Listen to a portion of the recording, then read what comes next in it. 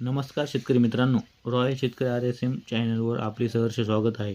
हे सोयाबीन 45-46 दिवसाचे आहे, फुलाच्या अवस्थेत आहे व आंतरिक उद्यान पेरले आहे. जर एका पिकाला भाव नाही भेटला तर दुसऱ्या पिकाला भाव भेटेल व शेतकऱ्याला भरघोस उत्पन्न मिळेल. जर तुम्हाला ही माहिती आवडली तर चॅनलला लाईक आणि सबस्क्राईब करा. धन्यवाद.